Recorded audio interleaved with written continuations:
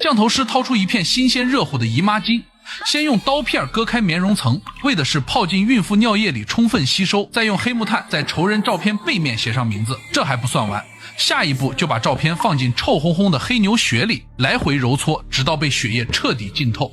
接着把照片一刀劈两半，一半绑在刚挖的死人大腿骨上，再用刚刚那盆姨妈血泡过的红烧牛肥肠和腿骨死死勒在一起。随着降头师念起一阵咒语，整个房间开始疯狂震动，直到死人骨咔嚓一下断开。到这儿，东南亚最残忍的姨妈酱就算是成了。一旦降头生效，被诅咒人以及他的所有直系亲属5天之内保准挨个暴毙而死，一个都跑不了。恭喜你，在手机电量带70刷到这部尺度爆炸也是最邪门的印尼恐怖片吸金。友情提示，该片口味过于生猛，强烈建议口味清淡的朋友空腹观看。咱先说说这片里的狠角色，当地大名鼎鼎的降头师，江湖人送外号丧彪。这货做事那可是真没底线，只要钱给到位，啥缺德事他都敢接。扎小人、下蛊毒、拆姻缘、咒人全家，就没有他不敢接的活。尤其是他那压箱底的看家本领姨妈降头。而今天这事儿就得从一对脑子不太灵光的姐妹花说起。12年前，这对姐妹花里的姐姐伊玛揣着这么多年省吃俭用攒下的几百块钱，一下就拍在了丧彪的桌子上，说出来你都不敢信，他竟然是来找降头师求姻缘的。咱说求姻缘你去拜月老啊，更离谱的还在后头。这伊玛爱上的不是别人，正是自己的亲表哥阿伟。好家伙，这可真是癞蛤蟆玩青蛙，长得丑玩的花。近亲结婚那玩意儿在哪个国家都是禁忌，可伊玛可不管那个，爱的那叫一个死去活来，非表哥不嫁。丧彪本来就没底线，拿钱办事哪管你乱不乱伦，当即就支起法坛开始做法，想问问神灵这段不伦恋到底啥下场。只见丧彪嘴里念念有词，下一秒恶灵直接附在了伊玛的妹妹乌兰身上。 Galang adalah sepupumu. Dia bukan suami yang tepat untukmu. Hanya pada kumpul sakit di jawa menyelamatkan nyawa, jiwa karunia Wasindoro. Menjauhlah dari laki-laki itu, atau dia akan menjadi sumber kematianmu. 按理说都被神灵这么警告了，正常人早该收手了吧？可咱这位伊玛大姐那可是纯纯的恋爱脑晚期，无可救药那种。她心里寻思着，神灵算个屁，我命由我不由天。就这么着，12年一晃而过。这12年里，表哥阿伟早就娶了个贤惠的媳妇妮莎，还生了个可爱的女儿索菲亚。只不过索菲亚这孩子也是命苦，出生就双目失明。可再看这伊玛呢，愣是单身了12年，对表哥的执念不但没减，反而越来越癫狂。这天正好是索菲亚12岁的生日，伊玛作为姑姑，自然是要上门庆生的。咱说你去就去吧，规规矩矩当个客人不好吗？可伊玛偏不，一进门就跟没骨头一样，上去就贴在表哥身上，那眼神都拉丝儿了。嫂子妮莎在厨房里忙活，一抬头正好看见这一幕，心里那叫一个憋屈。可转念一想，俩人是表兄妹，从小一起长大，关系好点也正常，也就没往心里去。可他哪里知道，这俩人关系可并不一般。宴会进行到一半，伊玛趁众人不注意，一把就把表哥拽到了屋外，二话不说就搂了上去。阿伟被他吓了一跳，赶紧推开他。可伊玛呢，不但没有收敛，反而笑得那叫一个暧昧，还嚣张地说：“你这提上裤子不认人是不是？”好家伙，这信息量可太大了，合着这俩人这么多年就没断过，一直保持着不正当关系。阿伟心里那叫一个慌啊，他可不想让这段地下情曝光，毕竟他还要脸呢。可伊玛接下来的一句话直接给阿伟干懵了。阿伟一听这话，顿时慌得一批，抬手就想给伊玛一巴掌，最好能把孩子给删掉。可就在这时，他的盲人女儿索菲亚突然走了过来，阿伟赶紧收手，强装镇定的把女儿打发走了。咱说阿伟这货也不是什么好东西，纯纯的渣男一个。当年妮莎怀孕6个多月的时候，突然肚子疼得厉害，哭着求阿伟带她去医院。可阿伟这货呢，正急着跟伊玛去开房，敷衍的说女人怀孕都这样，多喝热水就好了。结果就因为这一句多喝热水，耽误了最佳治疗时间。孩子出生后，脐带绕颈压迫了视神经，直接变成了盲人。你说这叫什么事儿？为了跟表妹偷情，连自己老婆孩子都不管了，这种渣男真是死不足惜。可伊玛就跟瞎了眼似的，偏偏就爱上这么个玩意儿，还为了他不惜毁掉自己的一生。第二天，伊玛见阿伟还是不肯离婚，直接就杀到了阿伟开的肉铺里。伊玛二话不说，拿起一把剔骨刀上去就威胁阿伟，说她现在都怀孕了，要是你再不离婚，我就给街坊邻居都宣传宣传，让全世界都知道你是个跟表妹乱搞的渣男。阿伟也是个要面子的人，被伊玛这么一闹，脸都丢尽了。情急之下，他一把就把伊玛推倒在地，伊玛重重的摔在了水泥地上，紧接着一股殷红的鲜血顺着他的大腿根就流了下来。不出意外的话，孩子没了。就在这时，肉铺的伙计恰好回来了，为了掩盖罪行，阿伟眼疾手快，抓起一桶刚宰杀的羊血，直接泼在了伊玛身上，谎称是杀羊时的意外。随后他假惺惺的把伊玛送到了医院。在医院里，阿伟得知孩子流产的消息，心里竟然涌起一丝窃喜，寻思着这下麻烦终于解决了。接着他拿出一叠厚厚的钞票甩给伊玛，告诉他拿着钱滚蛋，以后别再来骚扰我了。不管伊玛怎么闹，阿伟丝毫不在意，扭头就走，留下伊玛一个人在病房里疯狂咆哮，眼中的爱意也彻底转化为了仇恨。咱说恋爱脑这玩意儿真是太可怕了，你以为你是在为爱情奋不顾身，实际上你就是在自我感动。伊玛现在就是这个状态，他心里只有一个念头，我得不到的东西谁也别想得到。转头伊玛就带着自己全部的身家再次找到了那个独眼降头师丧彪。丧彪一看伊玛这眼神，就知道他是来干啥的了，当即就劝他及时收手吧，这种灭门降头太歹毒了，搞不好就会反噬自身的。可此时的伊玛已经疯魔了，哪里还听得进去？他把所有的金银首饰都往桌子上一扔，直接告诉丧彪说 Yang penting saya yang menjadi perempuan satu-satunya di hidup Galang. Saya mohon。有钱不赚是傻子。丧彪看这满桌子首饰，当即就答应了下来。他告诉伊玛，要想施展这个最毒的姨妈酱降头，必须拿到被诅咒人的身体发肤，比如头发、指甲。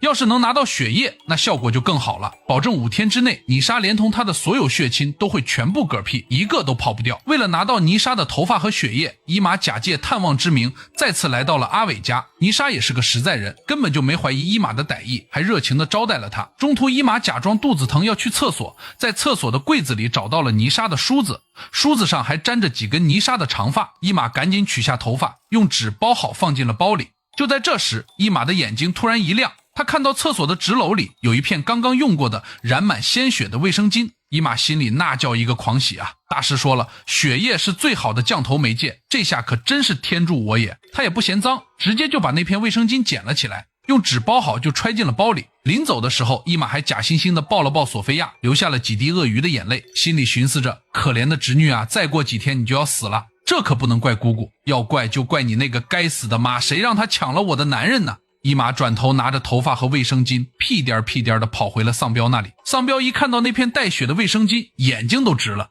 紧接着就发生了我们开头说到的那一幕，丧彪宰杀了一头黑牛，取下黑牛头和内脏，又连夜跑到墓地挖出来一具新鲜的尸体，咔嚓一下就把尸体的大腿骨给锯了下来，然后用姨妈血、孕妇尿、黑牛血这些至阴之物完成了那个令人作呕的姨妈降头仪式。随着咒语吟唱完成，整个屋子开始剧烈摇晃，跟地震了似的，直到那根死人腿骨咔嚓一声崩断，降头术才算彻底搞定。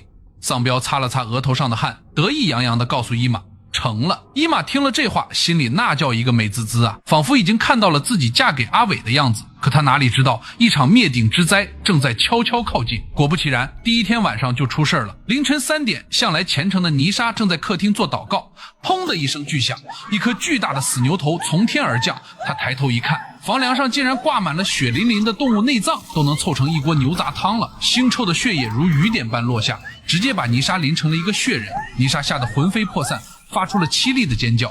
阿伟闻声赶来，可再一看，地上的牛头、内脏、鲜血竟然全都消失不见了，只剩下瑟瑟发抖的妻子。阿伟当时就火了，不耐烦地训斥道，你大半夜不睡觉，在这儿发什么神经？再这样我就锤死你！说完转身就上楼睡觉去了，完全不管妻子的感受。这还没完，诡异的事情在第二天直接升级。泥沙在打扫女儿房间的时候，一个玻璃瓶突然从床底滚了出来，他趴下一看，床底竟然躺着伊玛送给索菲亚的那个洋娃娃。就在妮莎的手触碰到娃娃的那一瞬间，她仿佛被恶灵附体了一样，眼神变得空洞而凶狠。只见她拿起一把剪刀，疯狂地剪碎娃娃的头发，然后竟然把那些化纤头发塞进自己嘴里，大口大口地咀嚼吞咽。觉得不过瘾，他又举起剪刀咔嚓咔嚓地剪断自己的长发，混着口水和胃酸强行往嘴里塞，直到被头发噎得翻白眼干呕，他才猛然清醒过来。妮莎看着满地的头发和自己嘴角的污渍，吓得浑身发抖。她不知道自己到底是怎么了。等到阿伟回来，她哭着把这件事儿告诉了丈夫，可阿伟根本就不信，张嘴就骂她是神经病，整天疑神疑鬼的。与此同时，伊玛的家里也开始不对劲了。伊玛的妹妹乌兰发现家里的金银首饰全都不见了，不用想也知道肯定是伊玛偷走拿去给降头师了。乌兰气得不行，找到伊玛就跟他大吵了一架，说他简直是疯了，为了一个男人连家都不要了。伊玛正在气头上，哪里听得进去妹妹的话，直接就把乌兰赶出了房间。到了深夜，伊玛躺在床上，总觉得身后有一双眼睛在盯着自己，后背凉飕飕的。他猛地回头，却看到一个跟妹妹长得一模一样的人，不知道啥时候睡在了自己的旁边。他伸手一扒拉，下一秒伊玛吓得魂飞魄散，尖叫着冲出房间。妹妹听到动静赶来，一切又恢复了正常。她以为是自己做了个噩梦，可她哪里知道这仅仅是噩梦的开始。到了第3天，诅咒终于开始索命了。妮莎的身体状况急剧恶化，早上她正在做祷告时，胸口突然一阵剧痛，接着一股子老血瞬间喷出。仔细一看，吐出来的血里竟然有10几只活蹦乱跳的蚂蟥。妮莎吓得头皮发麻，但也不敢跟丈夫说。到了下午，她在给瘫痪的婆婆擦身体的时候，突然再次中邪。下一秒，她面露凶光，死死地捂住婆婆的口鼻。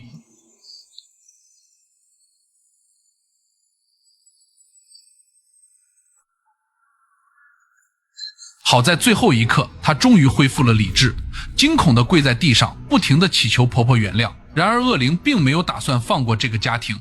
当妮莎转身去洗毛巾的时候，瘫痪在床10几年从未下地的婆婆竟然像牵线木偶一样自己走了出来。她迈着小碎步走进厨房，接下来发生的一幕简直让人头皮发麻。婆婆没有丝毫犹豫，直接将一锅煮沸的小米粥从自己的头顶浇了下来。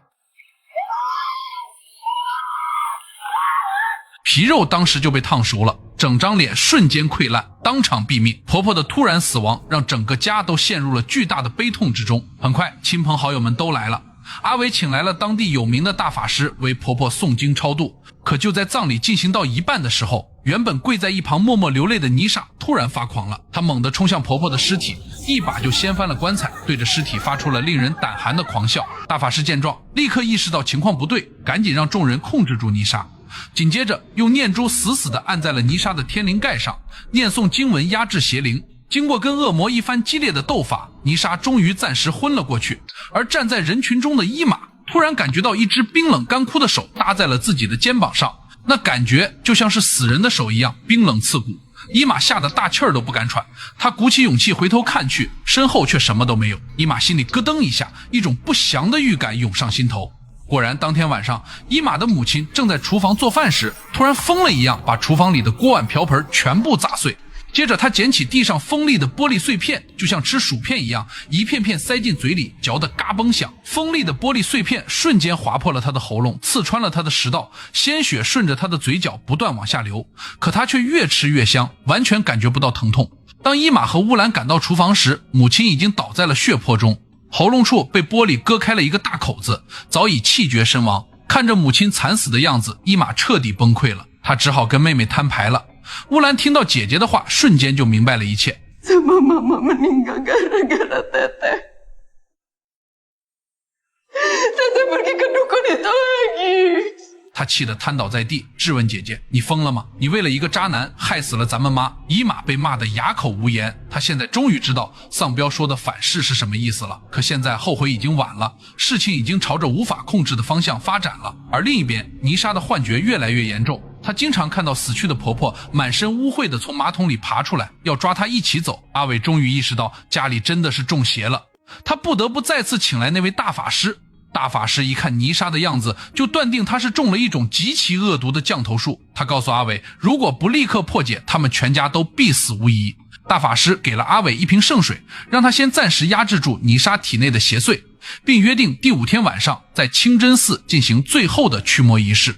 时间转眼就到了第5天，也就是诅咒的最后期限。伊玛意识到自己可能害了全家，他把所有家底全部拿出来，想带着妹妹乌兰去找降头师丧彪解除这个该死的诅咒。然而刚准备出门，乌兰却坐在桌子前低垂着头，下一秒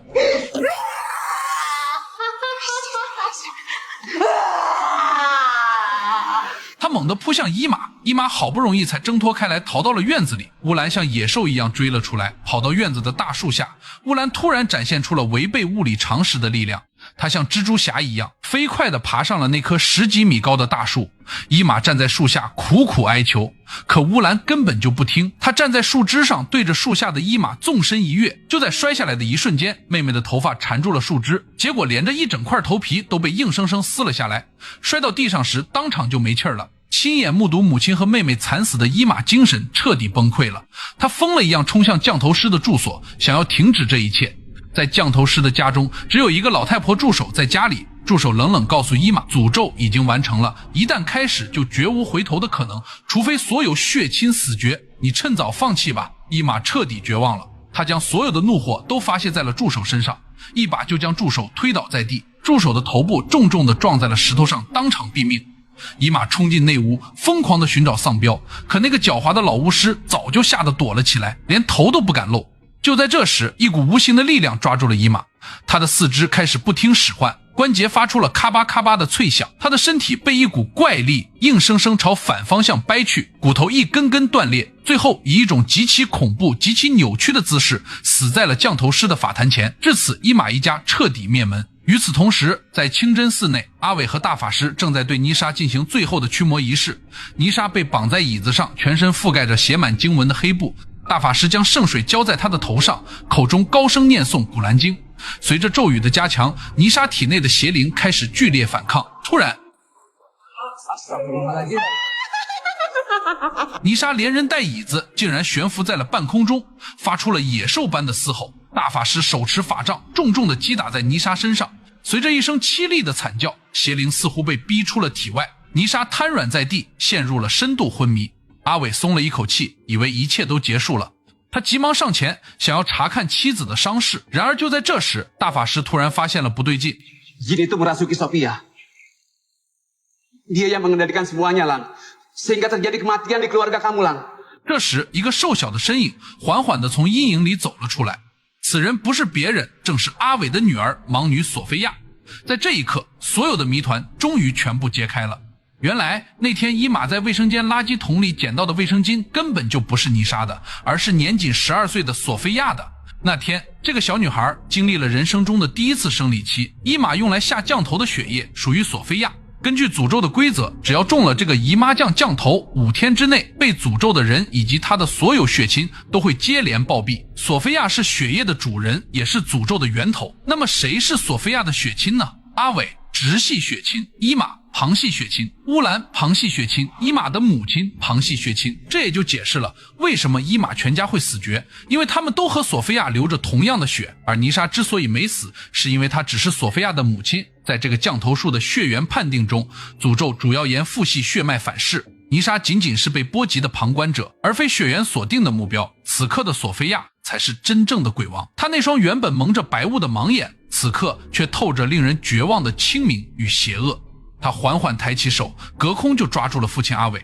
阿伟的身体不受控制地飞向半空，双手痛苦地抓着喉咙，双脚在空中乱蹬。大法师拼尽全力扯断了手中的念珠，将所有的法力凝聚成最后一击，打向了索菲亚。砰的一声，邪灵被暂时击退，索菲亚昏倒在地，但还是太晚了。半空中的阿伟重重地摔了下来，脖子已经被扭断，气绝身亡。故事的最后，只有2个人活了下来。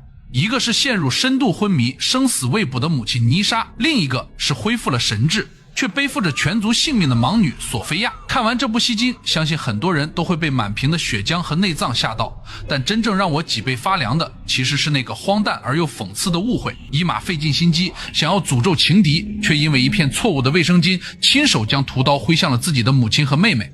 这种回旋镖式的结局不仅是电影最精彩的反转，更是对人性贪婪最无情的嘲弄。伊玛口口声声说自己是为了爱情，但这根本就不是爱，而是病态的占有欲。为了一个不负责任的渣男，他不惜跨越血缘的伦理禁忌，甚至借助邪恶的力量去剥夺他人的生命。有些底线永远不能触碰，有些执念必须学会放下。愿我们都能在欲望面前守住本心，毕竟比鬼神更可怕的永远是那颗为了私欲不择手段的人心。好了，今天的故事就到这里，我是听雨，关注我，咱们下期再见，拜了个拜。